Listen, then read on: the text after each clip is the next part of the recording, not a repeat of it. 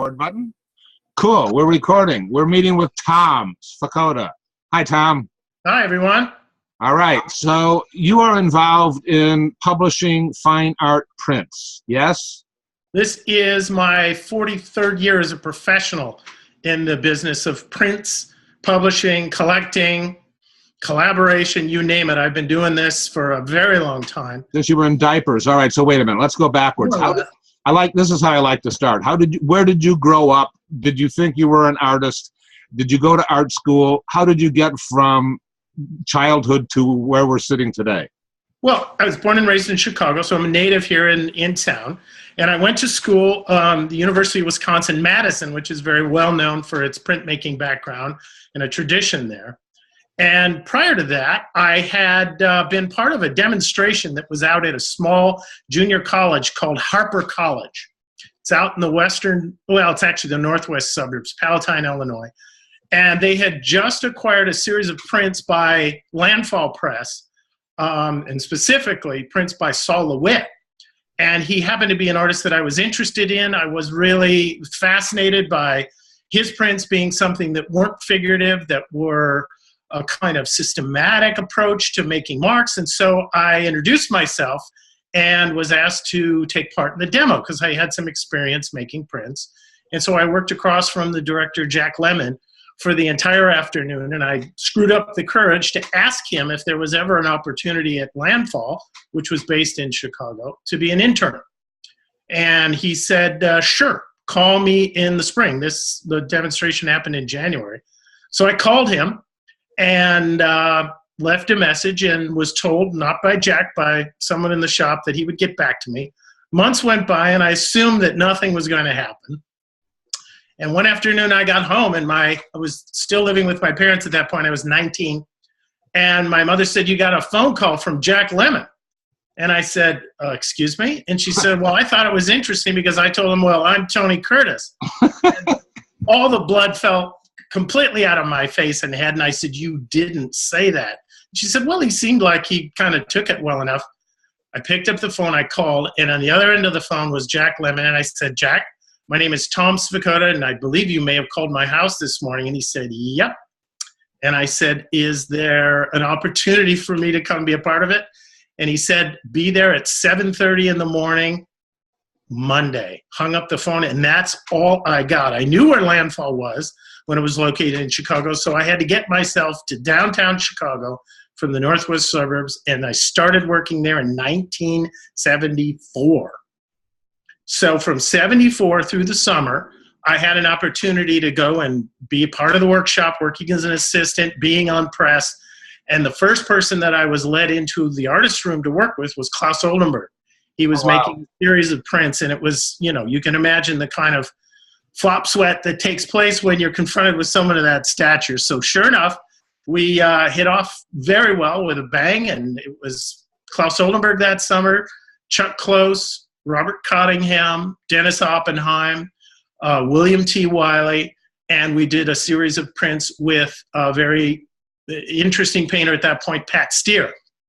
So needless to say, I hit the ground running as a very rookie sort of person in a print shop, but it made all the difference in the world to be able to understand how prints were made by real artists. I want to interrupt for a second. Sure. Were you an artist when you went to college, before college? Did you go to art school? How did this interest in printmaking evolve? I did. I went to a very, very good high school in the suburbs that had printmaking. And our professors were accomplished printmakers and artists, and they got us introduced to making lithography, making intaglio prints, making relief prints, pretty much the whole gamut. And I realized that, I had some skills, but I really felt that I had more interest in working with people that really had something to say. So to answer your question, I decided pretty much when I approached Jack Lemmon that I wanted to be someone that collaborated with artists as opposed to an artist myself. So that really led me to the idea that I would be a collaborator with people who made prints professionally. And slowly but surely, I worked myself into a position at Landfall and the subsequent places that I worked as a collaborator, and eventually as a person that sold and directed print sales and worked with dealers, museums, curators, and collectors. So I think that's a good point, though, that printmaking is one of the more collaborative art-making experiences there is. Absolutely. It's one of the most gratifying experiences when you can work with someone who has a very clear notion of what they're wanting to do, and they need you to facilitate their ideas and to get what they want. And when that happens, there really is no more rewarding experience. Certainly from my experience, there's nothing more rewarding than being able to do that. So it led to a full life in the arts. As I say, some 43 years now, I've been doing the same thing, or more or less working in the same capacity. Is this your straight job? Has this been your straight job for the 40-something years? This has been it. People have asked me, how many of you have graduated and done what you've graduated with a degree in? And I sort of gingerly raise my hand, and they look at me as though I'm some sort of freak of nature, but it is true. I graduated from the University of Wisconsin in Prince. The day of the graduation, I loaded the car and went to work full-time at that point in 1975 at Landfall Press. So what kind of printmaking does Landfall do? Well, Landfall Press was primarily a lithography workshop. Jack Lemmon was a master printer of lithography who had gone through the Tamarin Institute program that basically taught men and women how to become master printers and work and collaborate with artists. So lithography was the real mainstay of the workshop. In about 1975, we brought in an intaglio etcher, and he began the etching program at Landfall. And subsequent to that, they made woodcuts, they did relief prints, never many screen prints. Occasionally there was some use of screen printing, but primarily Landfall was a lithography workshop. Let's be a little bit snide. I mean, absolutely. Absolutely. To a large extent, screen prints do not have as much respect as lithographs, etchings, and engravings. And engravings don't get done very much. Basically, the big two are lithographs and etchings, yes? Well, I beg to differ. I would have to say the largest publisher in the world right now is actually known as the Bureau of Engraving and Printing. And all of you are holding some of their work in your wallets, which are known as dollar bills. Yes. So it's a government-sanctioned institution for engraving and printing. I think I would not be able to agree with you on the fact that engraving has lost any sort of sway on the public. Screen printing, on the other hand, I think has had a raw deal through the years. I've always felt that screen printing was a fantastic, amazingly flexible media to work in. By flexible, you mean flat? Flexible meaning that you can do anything with it. The flatness is just inherent in prints.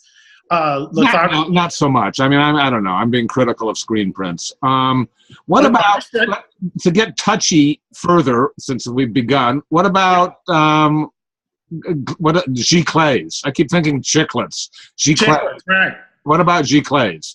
Well, giclée was something that was just born out of technological digital advances, and some publishers and some artists decided that this was a quick and easy way to get something to be extremely colorful, realistic, and inexpensive.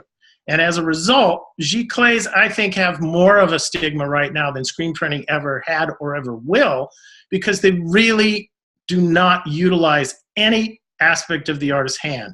It's usually a photographic process that's digitally output on rag paper or some other substrate that allows it to look very high-end and very fine art, but giclée really doesn't involve any kind of hand process or an artist necessarily manipulating giclée. It's a series of commands that you put through a computer, and it just outputs what it's been told to do.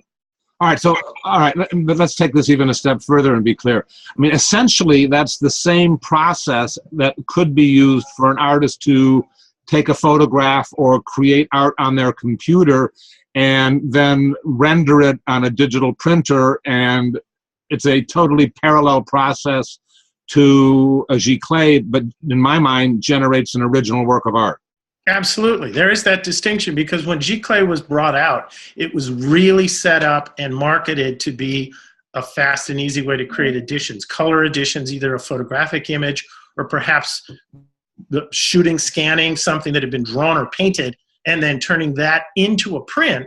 And there were all kinds of processes that allowed you to get texture on the surface and so forth. So it really was a facsimile as opposed to an artwork that was made with a material and then produced with a native sort of printmaking process. I want to make this distinction even, I want to reiterate what you've just said for clarity's sake. Okay. It has a lot to do with the intent of the artist. Absolutely. And if the artist makes a painting and says, I like this painting, I think I'll reproduce it larger or smaller. Right. It's a reproduction, and it was not the artist's intent to create this larger or smaller item as an original work of art. The artist's intent was to create a painting. I would agree with that. If, however, for example, the artist chooses to make a sketch, make a work of art 11 by 17 inches perhaps, but with the intent of rendering it 50 by 60 inches, that's the intent going into it, then that end result is not a reproduction. It's what intended, and that then is the original work of art. And absolutely. Well, I think it's important to make the distinction that in the terms of the discussion about giclée is merely a process to reproduce an image. And I think the question that you were after was that whether or not that's considered by the, say, art market or those that make prints as a legitimate way to make an edition. And I would say it's frowned upon as a particular approach because it really doesn't use traditional printmaking techniques, and for the most part it's never been used in such a way that anyone that I can think of would consider it to be an art form in and of itself, the way that screen print is, litho, intaglio, relief, letterpress, monotype. Those are all inherently a kind of artistic processes, where giclée is a marketing tool for the printing industry to create quote-unquote fine art prints. I agree. I think it's about intent. And I see Barbara asking, and I want to take this now as opposed to later. Barbara, why don't I just unmute you? Go ahead. I don't hear you. That should be on. How dark and romantic. We can hear you. Go ahead. Okay, you can hear me?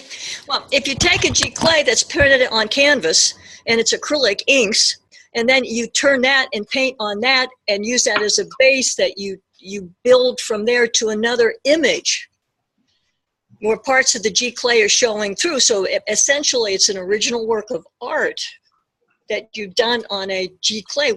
How do you hold that? What do you think about that?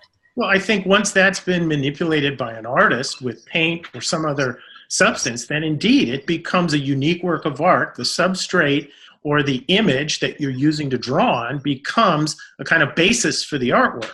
But my question, or I should say my answer to Paul's question, was that giclée is not necessarily considered a fine art process, although I would not discount for a moment the fact that giclée can be used as a starting point to create a work of art. Absolutely, no question about that.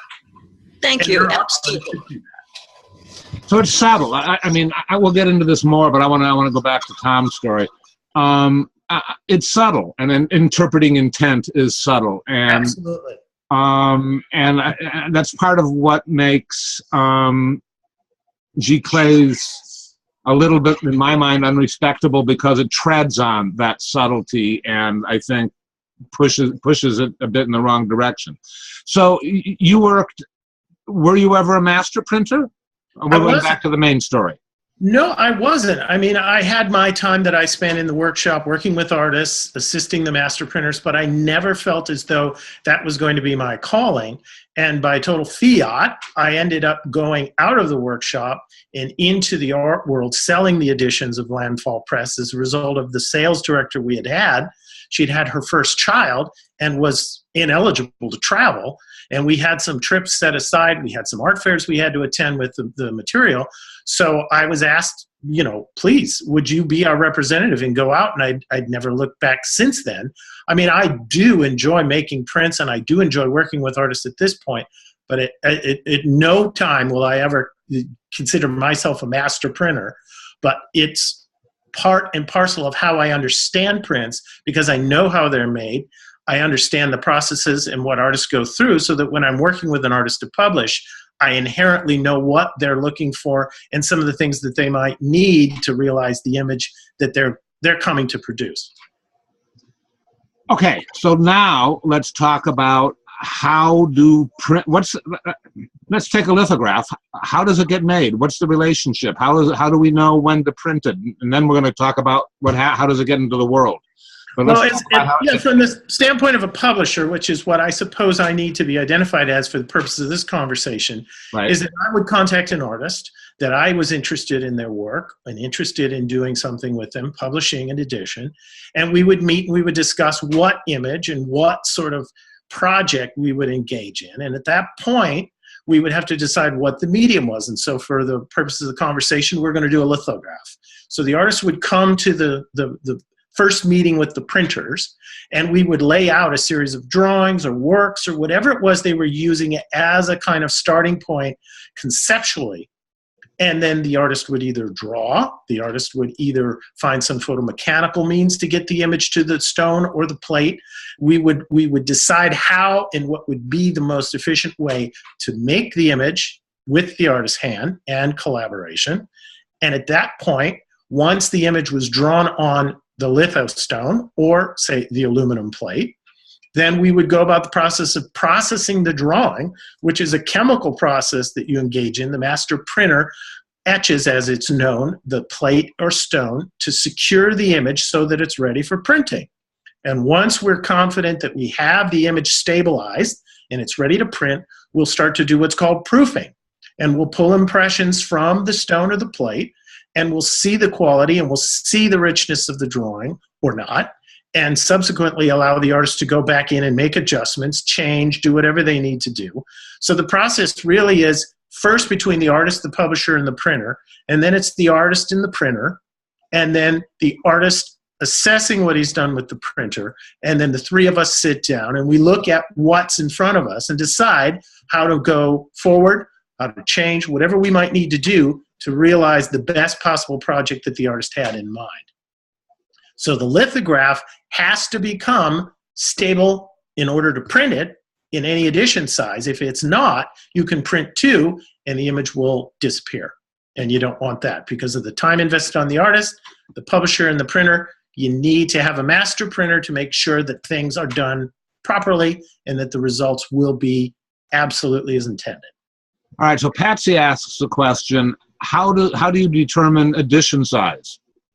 Edition size is somewhat, I must say it's sort of an abstract notion these days. Back in the 70s when I was working at Landfall and a couple other publishers that I worked with after Landfall, there was such an interest in prints, and edition sizes were very large because there was a lot of people in the marketplace that wanted these prints.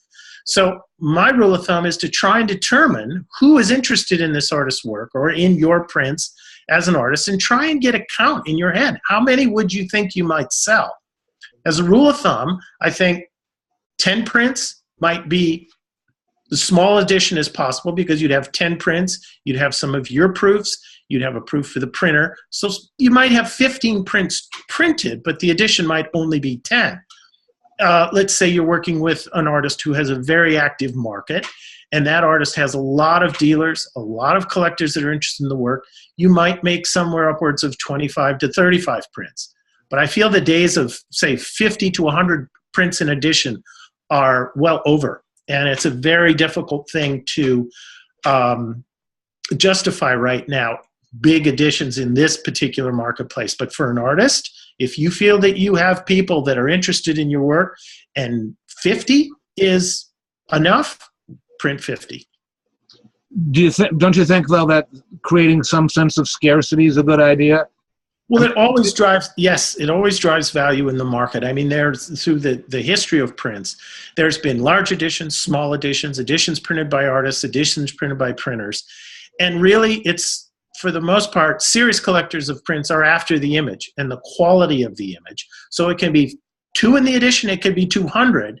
Andy Warhol has prints in 250, and an edition of Maryland's, let's say one Maryland can sell for $150,000, $250,000, $350,000 for one print out of an edition of 300, 250, 500. So it's driven by the artist, it's driven by the demand in the marketplace.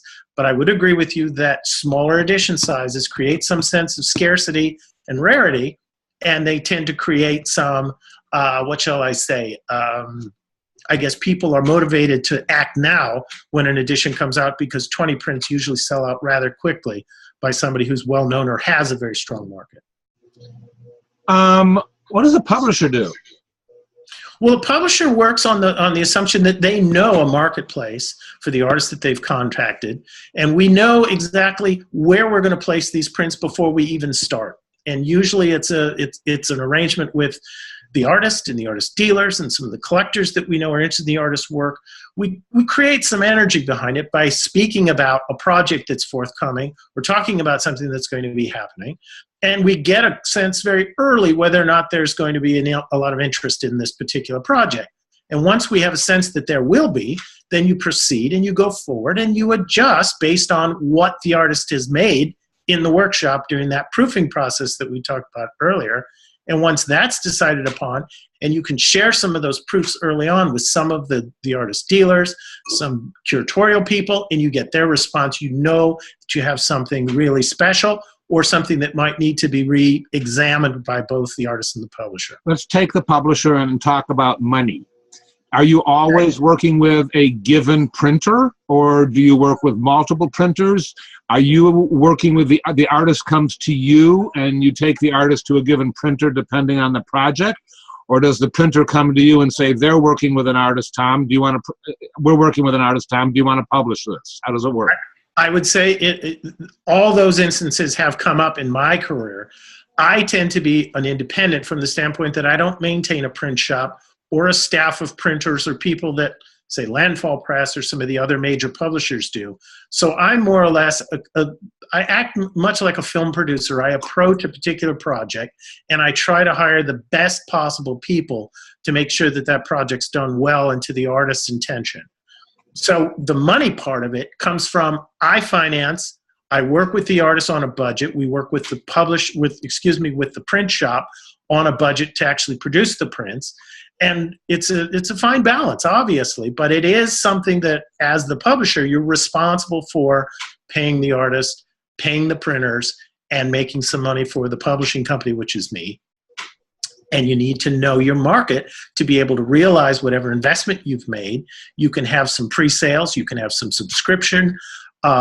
There's lots of ways to more or less know that you're going to have a sort of break-even situation almost before you start. All right, let's talk about the other.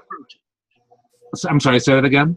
Good publishers tend to approach it exactly that way. You need to know that you have some sense of going forward with a project and that you will be able to at least break even or have some marketplace for the prints upon publication when they're finished. Can you say that we need to sell X percentage of an edition size to break even as a publisher? So absolutely. Is that typically a certain number of prints?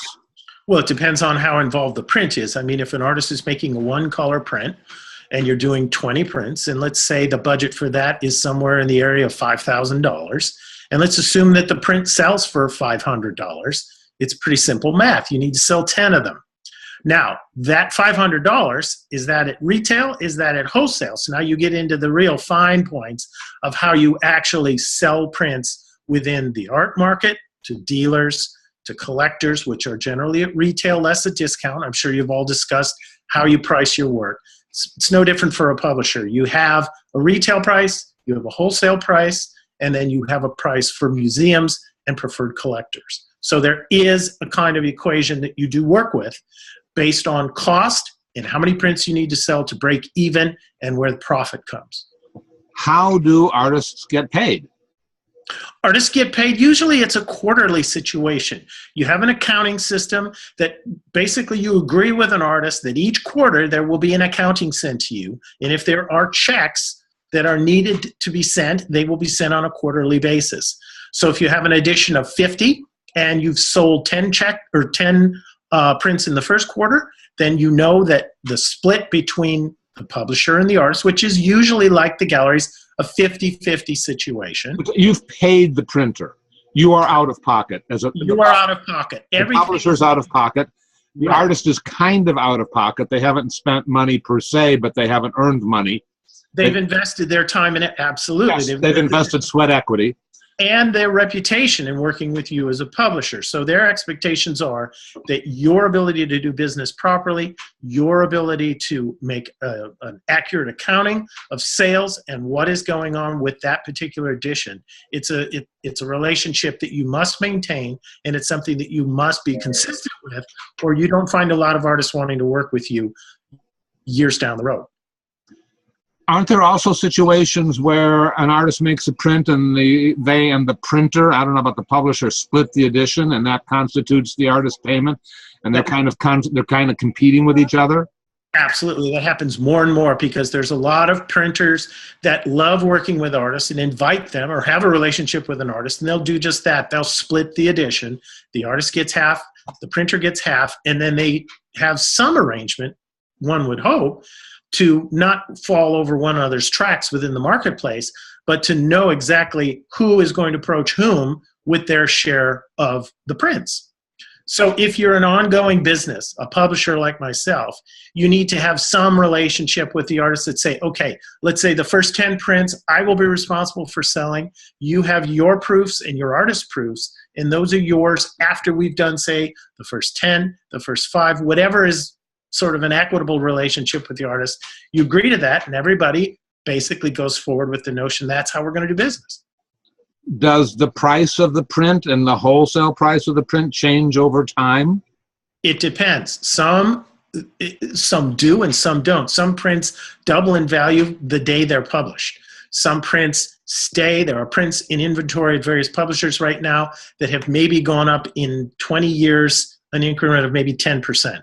At the best. So it all depends on the artist, the activity in the artist market. It depends upon what scarcity, again. If the edition is very small and you sell out early, then any remaining prints, of course, you would want to raise the price slightly and create for the people that have purchased prints already that appreciation.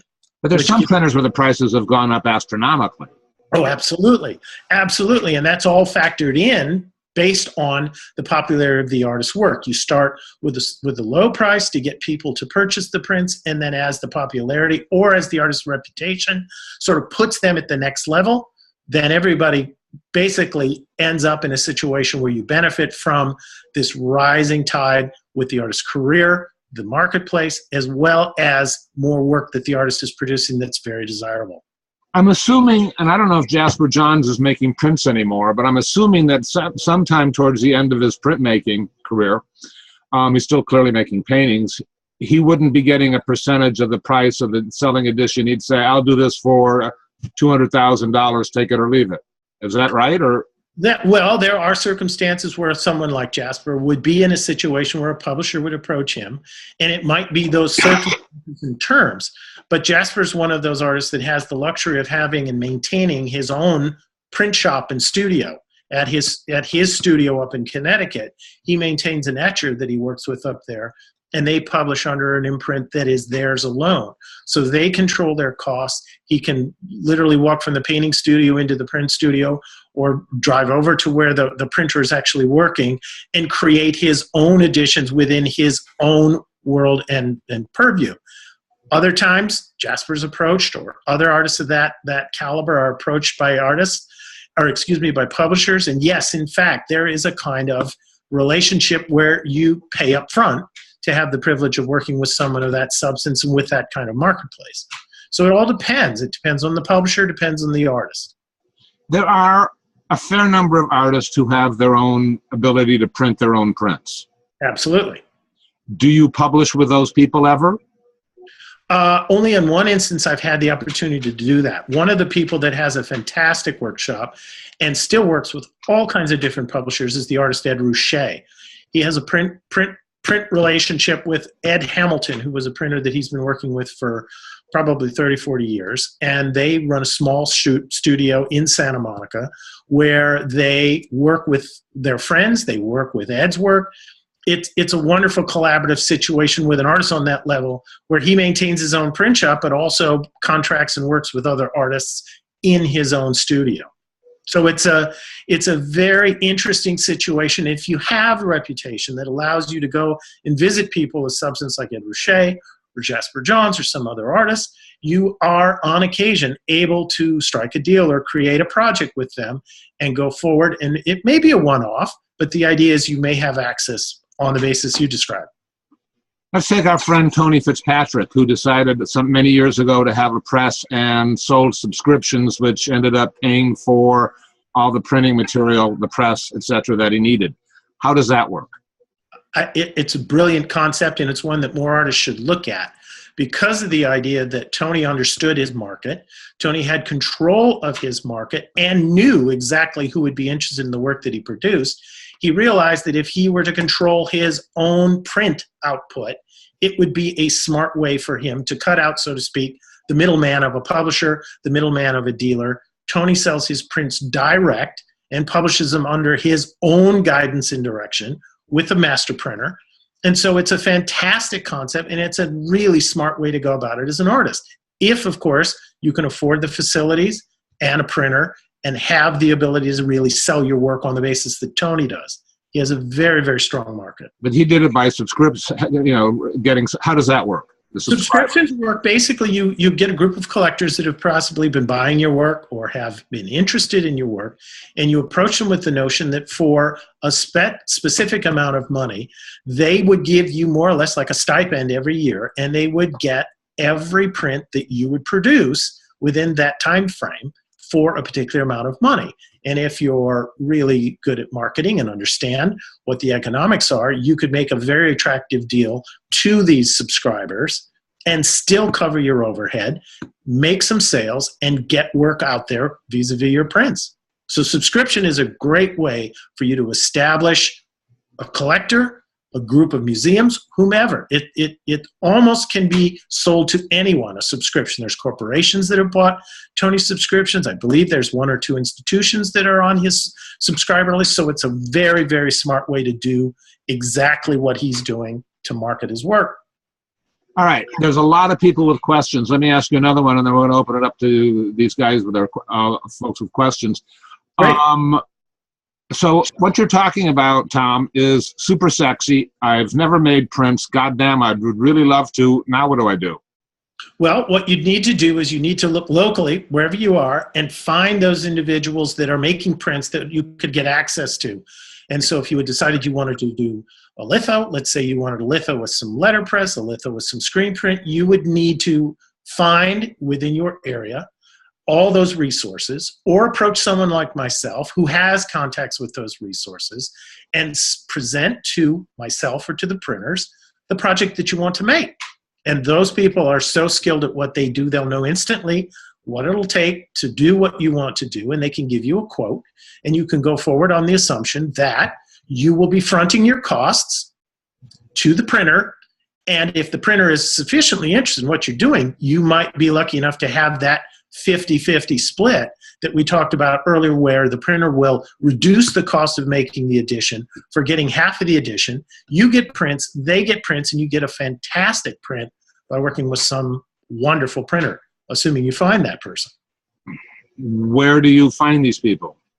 Well, there's websites that I will give you, Paul, that you can put up on the Klein-Artist-Works site that have a listing of independent printers, publishers, people that work as collaborative printers. There's several here in Chicago. They're all over the United States and actually all over the world, where people have put together studios where you can either for a fee go in on a monthly basis and make your own prints, or for a fee you can go in and be supervised by master printers.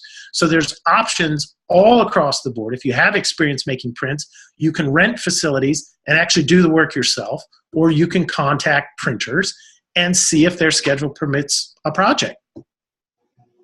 So I will provide you with links and connections to resources for this purpose.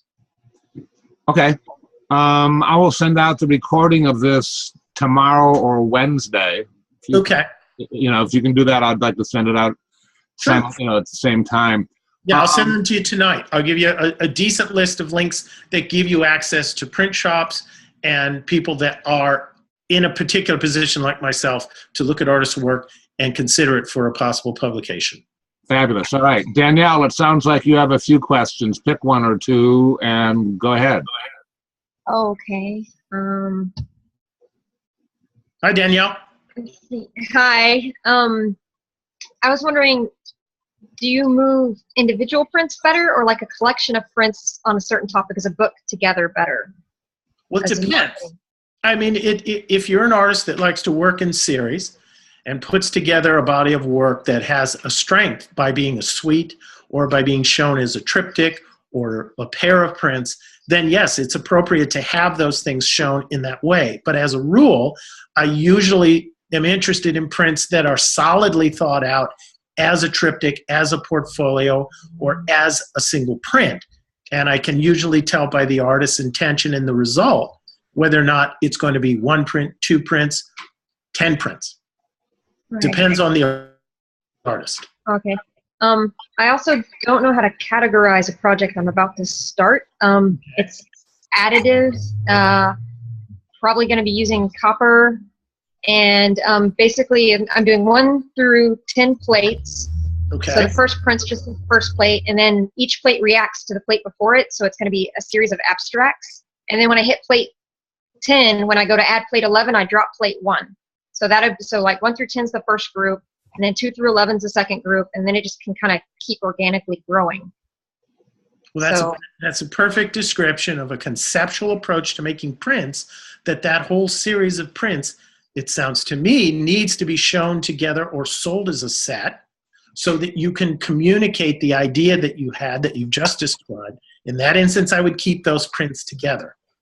So I don't know when it's going to stop, though. So, I mean, do I keep together like 1 through 10 and then 2 through 11, or as I go along, do I just offer bigger and bigger books? Well, what I would do on your part is I would look at the project overall when you had maybe 1, 2, or 3 of the plates done and see if they might be sold in 3 at a time and then another 3, so that a collector sometimes doesn't have the ability to possess a set of 10. Okay.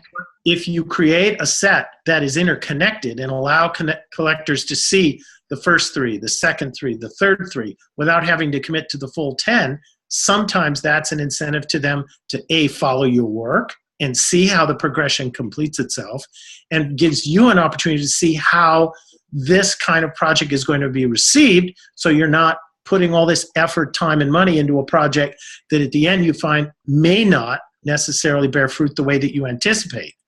So by doing some smaller sketches and studies and sharing them with some people that have been interested in your work and getting their feedback to understand you should do this as a set, or you should create 10, or your idea is something that needs to be done on a larger scale, those are the kind of tips that you get from your marketplace and from the artists that you work with or collaborate with. They can help you make those decisions by being honest and looking at what you've got in front of them. I mean, conceptually as an idea, I like it, but again, until you have something on paper, do you really have something that you can show and say, this is the print? Yeah, no, I don't have anything, so I had to save up for the copper first, Right. which I've done. Right. Also, is there a scale that you find is it easier to move as someone who's going to be entering the print market new, that I should start out in, that's just more popular with buyers, or is it just I should not limit? As a rule of thumb, I would say it depends on the art. You know, there's an artist, you must know the name of an artist named Jim Dine, who works out of Chicago here. He's one of the Chicago imagists, and his things tend to be rather small and sort of compact. And those prints are very desirable and very collectible. And then there's someone like Frank Stella who makes things that, you know, fit in the lobbies of buildings. So each one has a market and has a following, but scale is not necessarily the motivating factor for people that are interested in artists' work. If there's a specific place that someone wants to put something, then and only then does scale really factor in. But it's usually, in my business, it's usually the interest in the artist and the quality of the image, and then they find a place or a way to own it and hang it, or own it and keep it in some form. So don't worry so much about scale. Think more in terms of what's going to be the best way for your image to communicate. Right, thank you. Big or small. Thanks. Absolutely. Sarah Stoller, you wanted to confirm something. Go ahead. Hi, thank you so much. I'm actually taking a printmaking class for the first time in over 10 years, and I'm really excited to get back into it. Where are you doing that? I teach at SFAI, and one of the perks is I get to take a class, and so I know I've never taken advantage of that perk, and I'm gonna do it now. I signed up for printmaking, and we're working in Intaglio, so I'm thrilled. I haven't done it since undergrad, so. Well, a very good friend of mine runs the program. His name is Tim Barry. Oh yeah, I know Tim. Okay, so Tim he directed and started the etching program at Landfall Press. If you were on at the beginning of our talk here, it was Tim Barry, your professor, who has the tradition. No, it's a public programs class that I'm taking. Oh, okay. Well, then Tim is you know Tim, and if he's at all involved in it, you're working with one of the best etchers you could find. That's great. So I was just curious about edition numbers. I don't sell art anymore, but as one of my jobs when I was trying to make money before becoming a professional artist, I worked as an art consultant, and I used to sell editions, muros, and things like that. And collectors would always argue about edition numbers. They always wanted a low edition number. Is it true or not true that matters in value? Well, having worked in the print shop where the prints are being made, I can tell you that's absolutely not true. When we edition prints, you create the edition. Certainly there's the first print that you pull and there's the last print you pull. But in the process of curating the edition, which means going through and making sure that for the most part the prints progress in an identical manner, you might find the 8th print and the 3rd print are more in keeping with one another. So you shift the stack so that the 3rd and the 8th print represent a more accurate evolution of the image. So when you're buying prints, you really, it's rare if ever you're buying the first print that was made as 1 over whatever it is, and 10 over 10 is rarely the last print that was made. So that tends to be a real fallacy, and one of the myths of the print business is that the low edition numbers are better. I will say in some instances the artist proof editions tend to be sometimes you don't want to say the word reject, but they don't make the edition for whatever reason, and those prints are set aside, and you work with those with the artist, and they're of a quality that's equivalent to the edition, but they're not in the edition. But they were printed at the exact same time as the edition. They just didn't make the edition. If that makes sense for you. Yeah, that makes sense. So just out of curiosity, an artist proof that maybe an artist decided to draw on, right, held back, that would be considered to be more valuable, yes? Well, I mean, here's an instance where I'm going to put my money where my mouth is. I as a point, collect artist proofs. Mm-hmm. And as a result, I like the idea that it's something that's either unique or something that is different from the edition.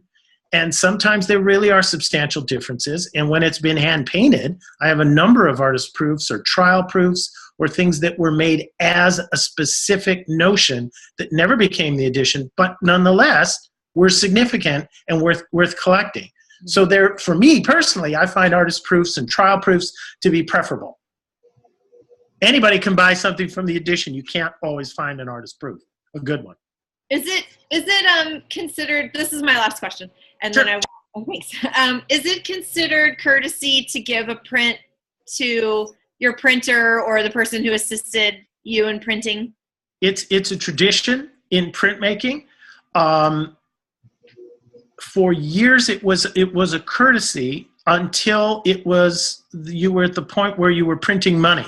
So if you were doing prints with a particular artist of real substance and you were a new person in the workshop, it was probably unlikely that you would get one of those printer's proofs. You needed to spend some time, you need to pay your dues, let's say, in the workshop before you got some of the prime prints. But as a rule, if the artist wants to go and give one of their artist proofs to one of these people, that's perfectly fine. But publishers they need to keep a real eye on the marketplace. And by having all these printers proofs out and about, sometimes it can be really harmful to the marketing, and it can cause confusion in the minds of the collectors and the museums if all this material is floating about. So there's an understanding between publishers and printers that you really don't necessarily launch this thing into the marketplace, because it's to their advantage to hold on to it and let it appreciate in value as well. But an artist working with another artist that's a printer, I would say that tradition is something that you really, I think it's a very, very wise thing to do. Great. Thank you so much. Thank I really you. appreciate your talk. Thank you. Good questions. Ted, Sarah, thank you. Ted, your turn. Go ahead. I had a question on who owns and who holds the plates. Well, the plates, when you print them, I mean, there is something that's known as a cancellation proof.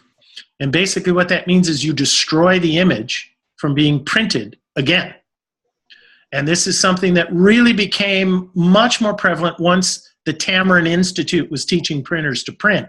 You wanted to give the marketplace and the collectors and the museums a guarantee that when you said you made 20 prints, you made 20 prints, and that this plate isn't hanging around somewhere and going to be opened up again in edition once more.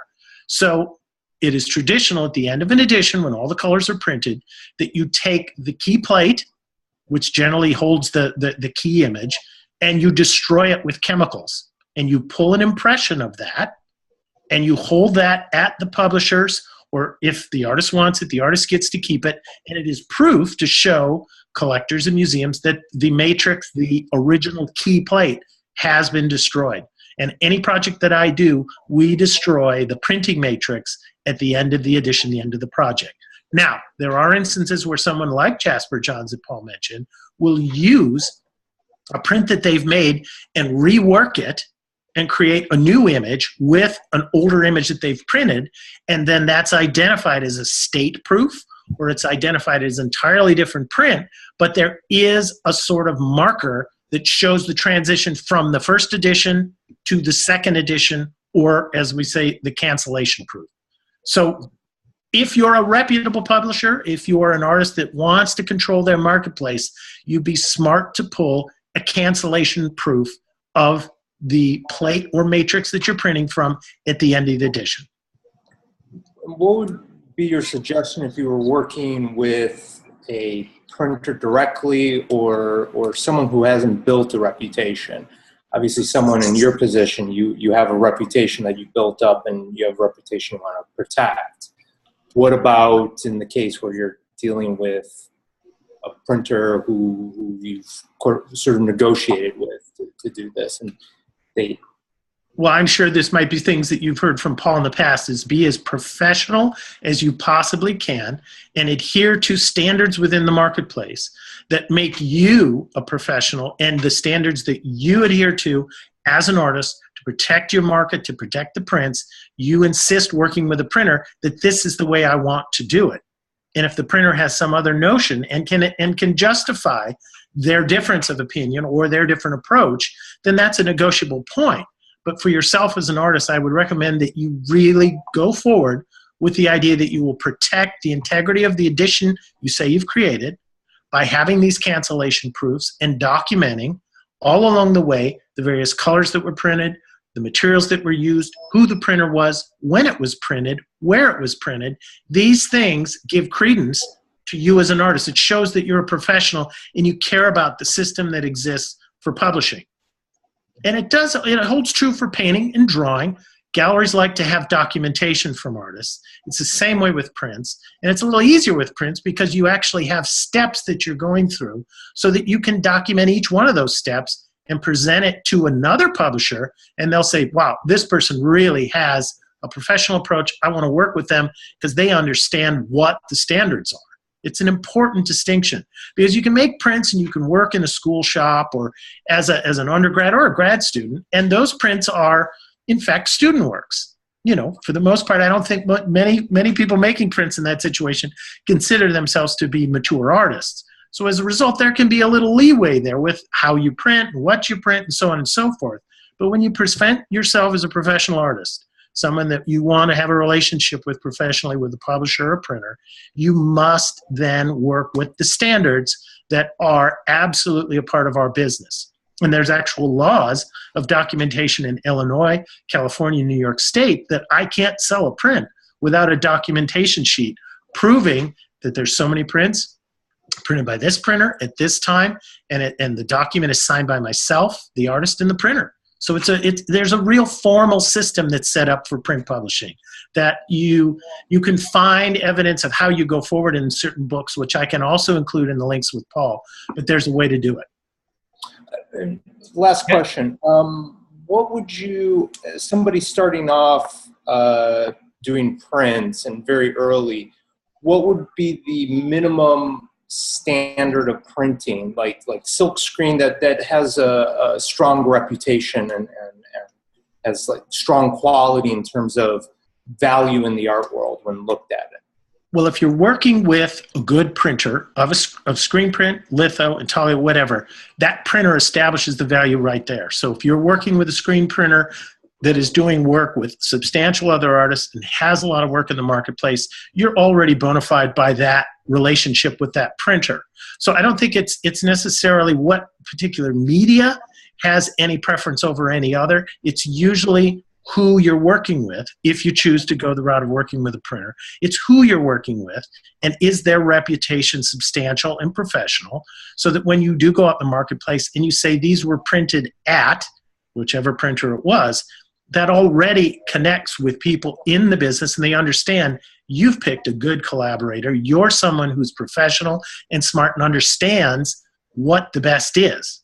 Of course, you pay for that, but I guarantee you in the long term, that's a very valuable and a very smart investment on your part. So right. if you feel that the work has a particular, what shall we say, a lot of surface area where there's large flat areas of color, or there may be a lot of graphic details that need to be very precise, sometimes screen printing might be more applicable to that approach. But you can do all those things with intaglio, you can do all those things with litho, you can do all those things with relief. Depends on your perspective, and by going and looking at prints in all those media, I think you can get a better sense of what might be a better fit for your work. So you need to spend a little time looking at all these different media and good artists that have worked in those media, say, yeah, that's the kind of feel I want, that's the surface I'm going for, and then base your decision on who to print with on what you want. It helps the printer understand what you're after. If you're talking to him about screen printing techniques and he's a lithographer, he can probably interpret that, but you need in your head to really understand what it is you're going for as an end product, and then approach people that do that kind of work. That would be my recommendation. Thank you. Absolutely. Thank you both.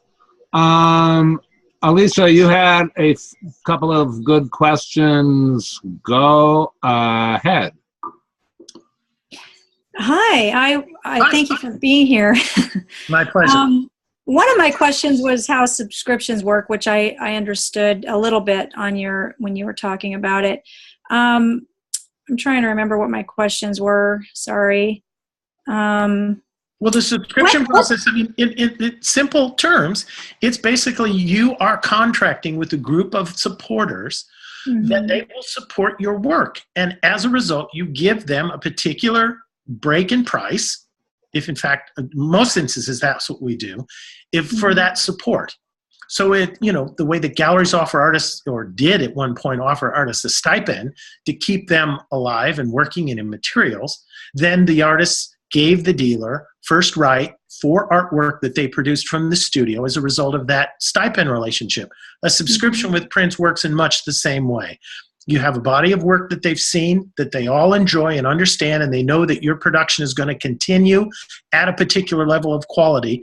They will commit for a period of time or a number of prints and say, I would like your support, and for that, I will give you 10 prints, 5 prints, 100 prints, whatever it might be, for set amount of support financially. So the subscription is merely, it's a term that you would use just like a magazine does. It's a group of people that on a regular basis support what you're doing. Right. So when you're tracking these editions, what are you using, Excel or what are you using for that kind of thing? But most of the people in the business that I'm in now have moved on to software-based, cloud-based computing that allows us to keep inventory with a couple of companies. The two best are called Gallery Manager and Artbinder are really the two that I prefer, because they're the interface with the operating systems that I use and with the quality of the images that I need.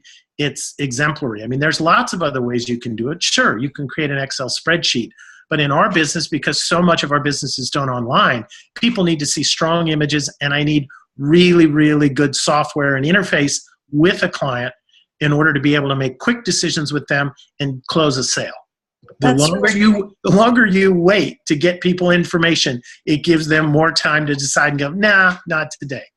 Right. So That's really helpful. Thank you. Absolutely. Barbara Friedman. Hold on, I got to scroll up to the top of the alphabet. There you are. Go ahead, Barbara. I'd just like to know where monoprints fit into this in terms of value in the marketplace. Monoprints have always been a fantastic printed, because you really do use a printing process, whether it's intaglio or lithography, to create a unique image. Tom, can you explain what a monoprint is?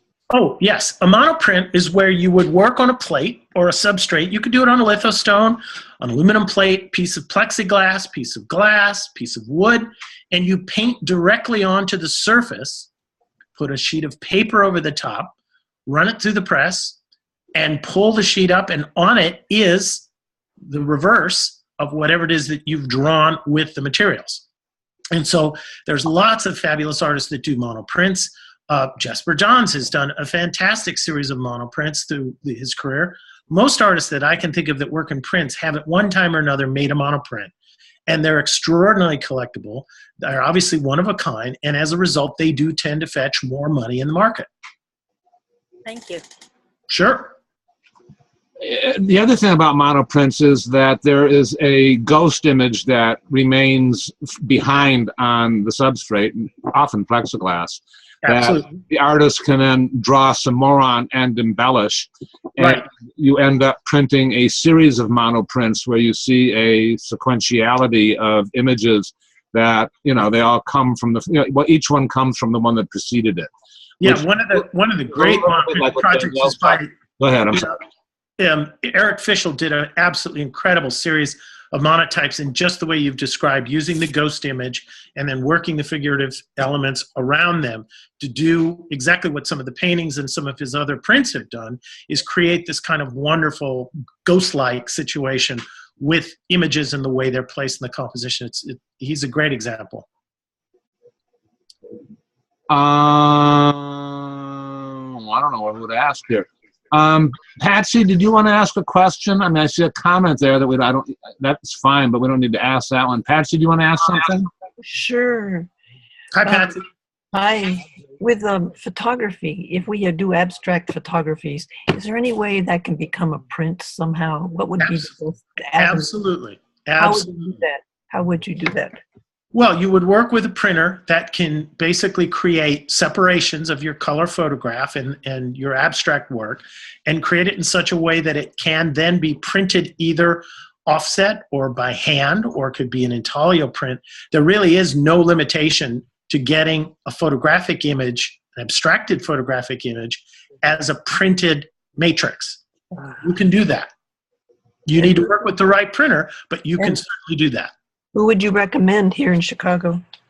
Oh, there's lots of people in Chicago. I would say Anchor Graphics has a fantastic facility that would allow you to work with photographic and digital means, but get a hand-printed edition as a result, and not having to resort to something that is purely digital, like a giclée.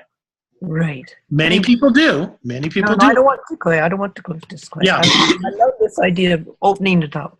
Yeah, absolutely. Medium on top of medium. Thank you. Oh, absolutely. Do it. Give it a try. I think you'll enjoy it. Yeah. And one thing I wanted to say to everybody is that with regards to prints, I think prints offer the most flexibility to an artist to getting the work out and exhibited. There are numerous places, which I will also send Paul the links to, where you can submit on a quarterly basis, and prestigious judges in the business, curatorial people, other artists are allowed to see a group of maybe 100 different people who have submitted works, and they can be exhibited in a space in Manhattan, in Chelsea, and seen by all the other print publishers and artists.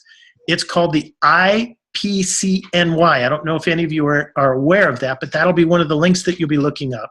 And they have a quarterly, I'm reluctant to use the word competition. It's an invitation where they ask for submissions, and the curatorial people look at what it's been submitted, and they create an exhibition of maybe 50 prints, meaning probably 30 different printmakers, each having one or two images. And it's an excellent opportunity to get your work out in a major venue and become a part of a community of prints that people are always looking. I know I'm always looking to find new artists, new people, and many times that particular show, I found people that I've worked with.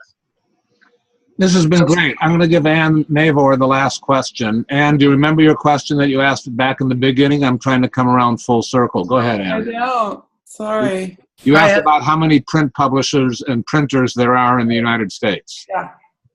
Yep. There you go, Tom. I would say that the figure ranges hourly because it's a very expensive business to engage in. It can be very frustrating, but at the same time, at any given moment, I would say in the United States, there might be upwards of 100 different printer, publisher, collaborative workshops, people making prints who would welcome an invitation or would welcome you with an invitation to make prints. It's a matter of seeking them out and professionally approaching them with the work you do to see if you can create a relationship. But let me ask as an extension of that.